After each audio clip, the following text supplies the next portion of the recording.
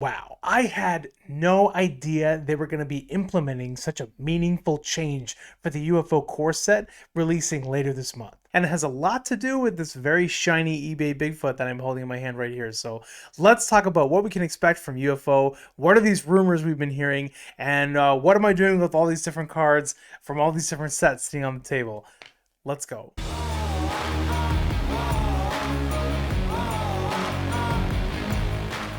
Welcome back, ladies and gentlemen, to Argos Anonymous. I am Argos. If you have stumbled across this channel from somewhere out there in the interweb and you don't yet know what we are, consider joining us. We are everything MetaZoo. Up-to-date accurate news and information, product reviews, sword fights, explosions, market updates, deals and discounts, all kinds of random crazy stuff. If that sounds like something you would like, then subscribe.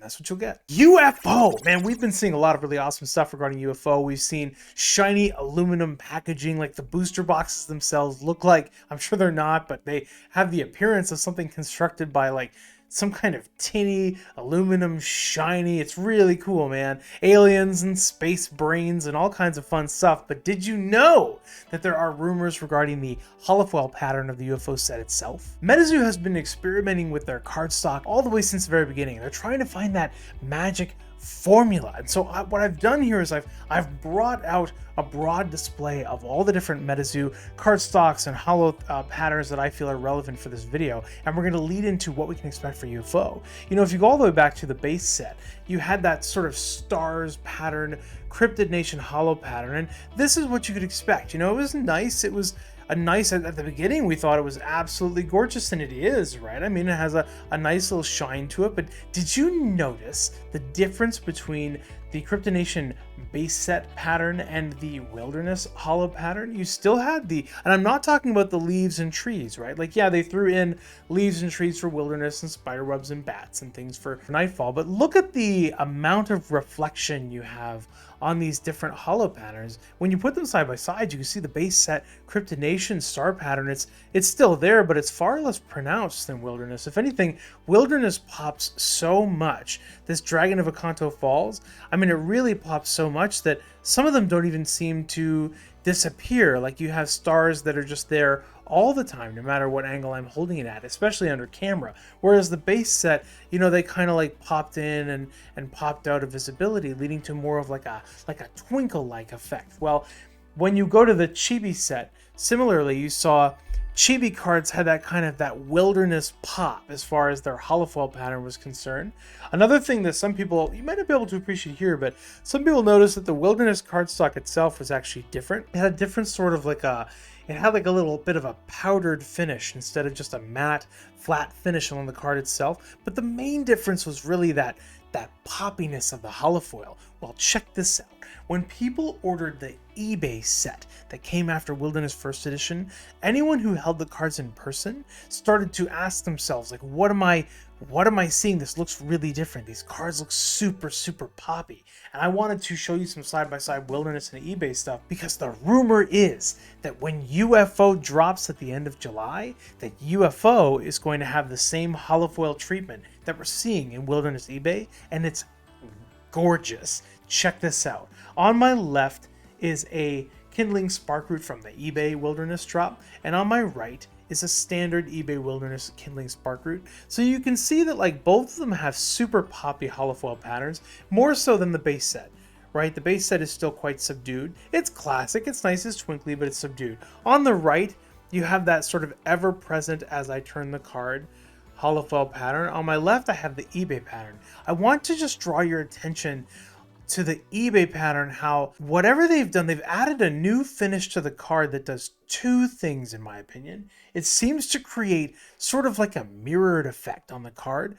Just there's more of a reflection. You can even see some reflections behind that holo itself, more so than this one. There are reflections on the right on the basic Wilderness First Edition, but not like the eBay. In addition to that, you do have you have far more poppiness of the holo, of those like twinkling stars and leaves and things like that, than you do on the base set, but they're not constantly there like they are in First Edition. They fade in and out, giving far more of like a twinkle-like effect on the eBay cards. Look at that.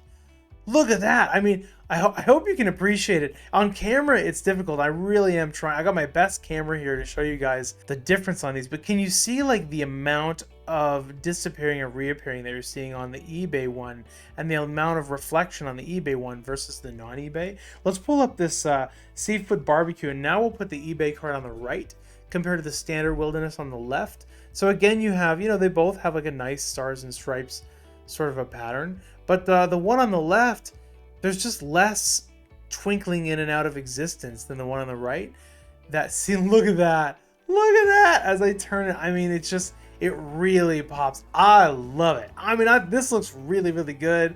And so I have heard that on the MetaZoo Twitch stream recently, and somewhere in the Discord, that MetaZoo Mike has been saying that this Wilderness eBay holofoil treatment, gloss, whatever they want to call it, is going to be the holo that is used in the UFO set. And I'm really excited about it because it just looks so darn grossly awesome. I mean, look at that Bigfoot.